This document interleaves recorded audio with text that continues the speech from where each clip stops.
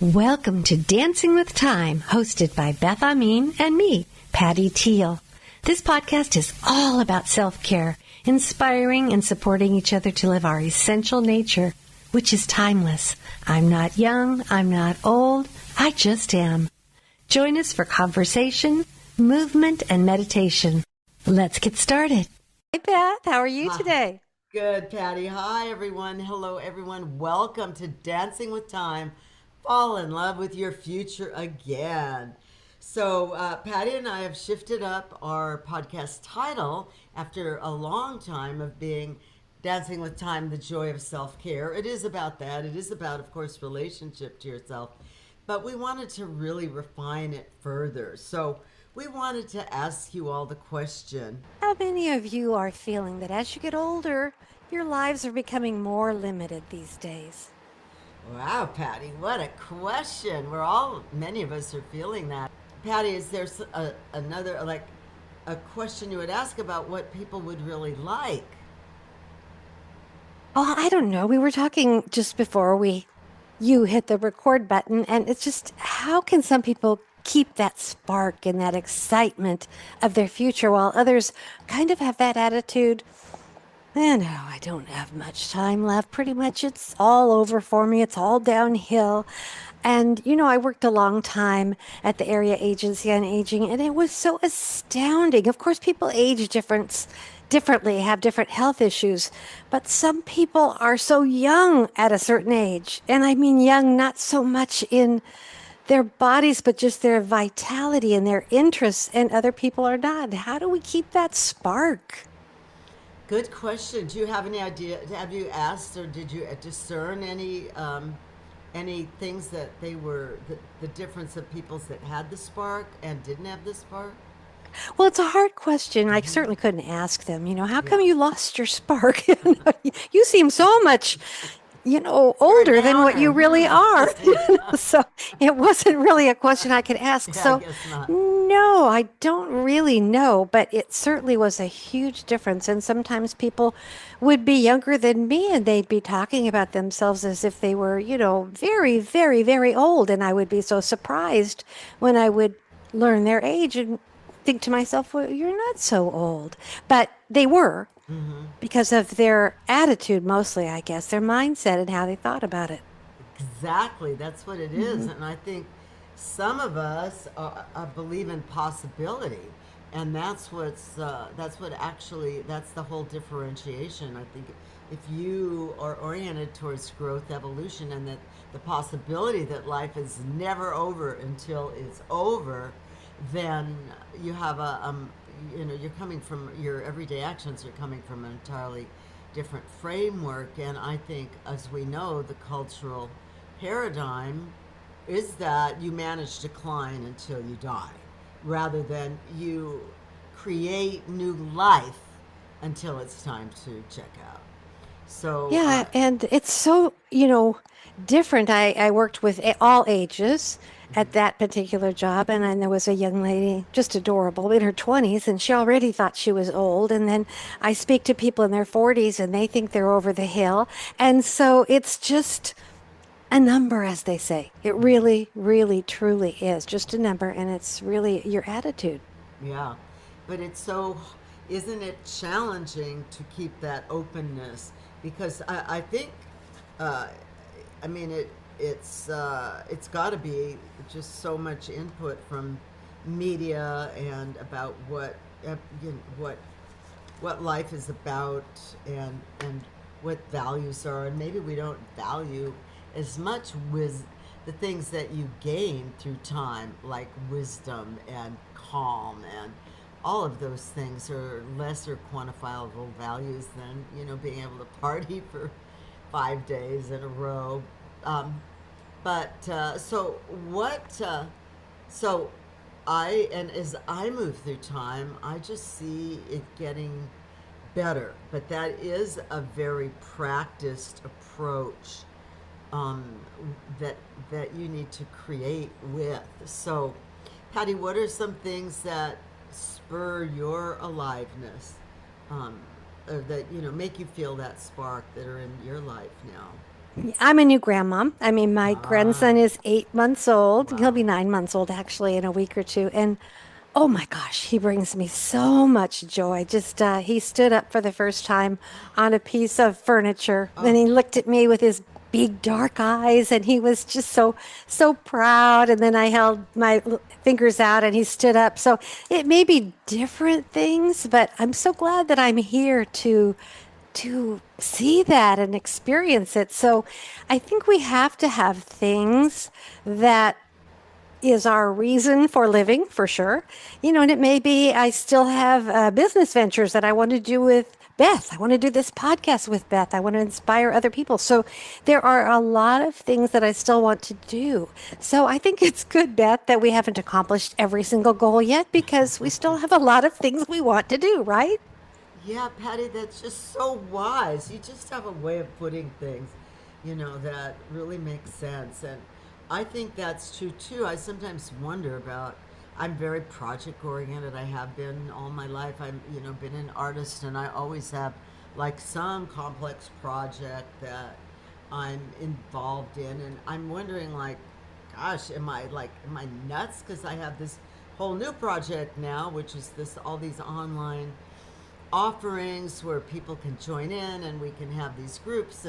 But it's making me go through a huge learning curves and expand where I've been limited in the past. And in a way, that's simply what you're talking about with your grandson too, is that it's opened up pathways to more love, I mean, than you might have had.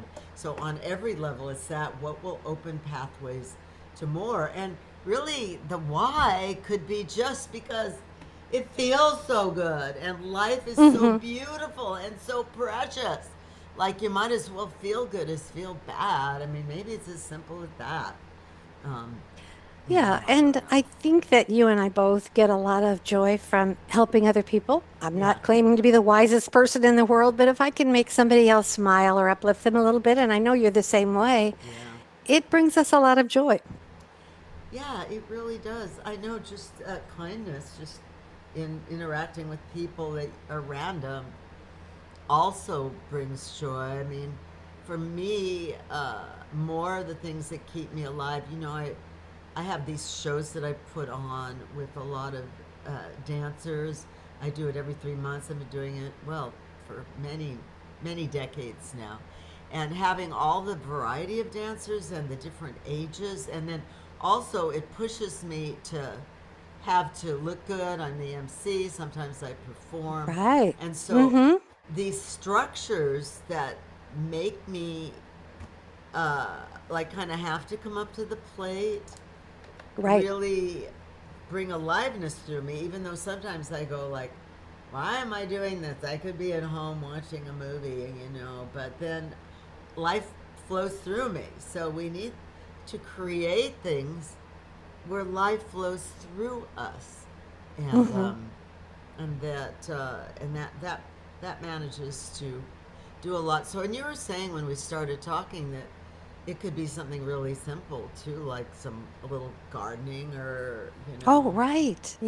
it Yes. doesn't have to be a big production, right? No. My mother would get such joy out of seeing a flower bloom and pointing out its beautiful color, or, bringing me down to her garden to see a tomato that was ripe. She just loved that. Kind of, I don't even notice those things, I'm ashamed to say, but it's just not me, but it was her, and it just brought her such joy. So you have to find what brings you your joy, what sparks you, what makes you happy. Yeah, and I think too, on the backside of that, kind of segueing, well, not segueing, but our old topic, I'm just thinking about it. There is so much self care that goes into feeling alive. Like, you really do have to watch that you move. You really do have to watch your intake of different kinds of foods, and Yes, you do. it's Hmm. part of being alive is really of cultivating aliveness, rather than the opposite, is really, like we said last time, uh, the relationship with yourself and the self love has to deepen. Like, wow, I just noticed how much more care I require than I used to. I really do have to rest more, and I really That is do true. I mean, for have, me too. Yes. and it's not like, oh, I'm oh so old, I gotta, but I Yeah. need more care. I can't just work endlessly and trash myself, and that's a good thing because it causes me to love myself and to notice pacing and not just move through like an insane person on a treadmill. That's just not going to work anymore, and those aren't the highest values in life anyway. So right, where growing older becomes growing more alive. Yeah.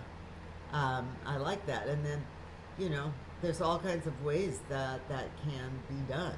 And Yeah. right now we're kind of, because it's our first topic on this, we're kind of broadly looking at a lot of different things. But in weeks following, we might hone on into one different aspect of each time of what particularly brings aliveness, such as movement, or friendship, or creativity, or purpose, or laughter, or grandchildren, or travel, or you know, whatever, whatever the many different ways that aliveness is engendered. And Yeah. so, And just when you said that, um, I think it's really important too to not spend our lives being disappointed about something oh, because some yeah. people didn't have children or didn't have grandchildren or didn't have things that most of maybe their friends have. And or maybe even are estranged. I've been watching a woman who's talking about being estranged from her child and Mm, it does, of course, bring deep sadness, but she's helping other women and herself to go on and live her life and still enjoy her life, even though I'm sure deep down there is a lot of sadness. So finding a way to continue to live even though you have gone through grief and sadness, and that's an art in itself and just takes time to work through mm-hmm. things. Wow, maybe we should have one of our podcasts on regrets and I think so. grief. I think that But would be not just so giving up, powerful. just continuing to decide you're going to live and you're going to have a good life, even though you wish things were different. Yeah, absolutely, because I think that's very powerful to learn to let go of regrets somehow because, well, not let go necessarily, but refocus your attention on what there could be that you could be doing now. Like, what if you Yeah, regretted traveling, that you didn't travel enough? Well, you could yeah. maybe get on a bus with some other people and take a short trip up the coast or something, Accepting the things you cannot change, like and that the too. prayer, that prayer, and just Yes. going on and still living, decide you still want to, that there's enough there to live for. That's a big Yeah. thing. A lot of people have gone through hard moments throughout their lives. Yeah. That is really a major shift, don't you think? To like, uh, Not maybe we easy. can talk about that shift of from oh, my life to oh, I have fresh life. Wait a minute, I don't even have to. That can all be behind me. And You maybe don't we can really reach out need the to this past. woman. I don't remember her name, but I listen. She's now on my feed, and I listen to her a lot. There's actually several of them who have been, very saddened by their children basically shutting them off, going no contact. And in fact, it's become kind of epidemic in this day and age I had for a no lot of idea. people to do that. And they're estranged, basically, even though they were good parents. They didn't really do anything so horrible, but they are shut off from contact with their adult children. And of course, as you might imagine, they have a deep sadness within them. Uh huh. So many of them, though, have accepted it and learned to go on and that there's still life worth living. So that's a topic worth discussing too, no matter what you might have. I mean, people endure all kinds of things in their lives, health That's just one crises, example. family There's all crises, kinds yeah. of things, as you said.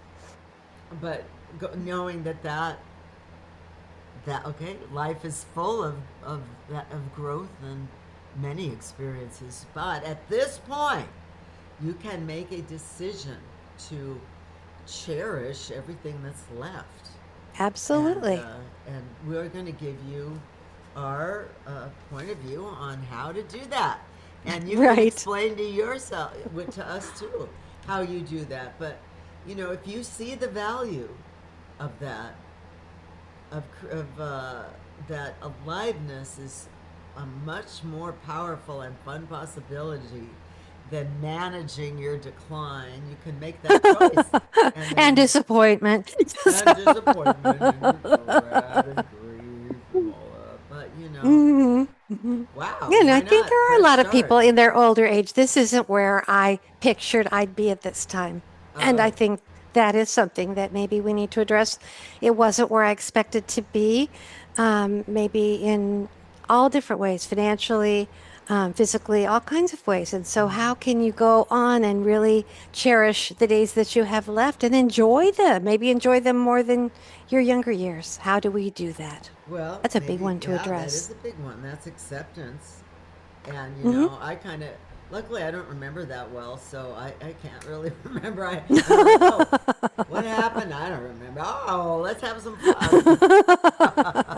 I don't remember what went on that much.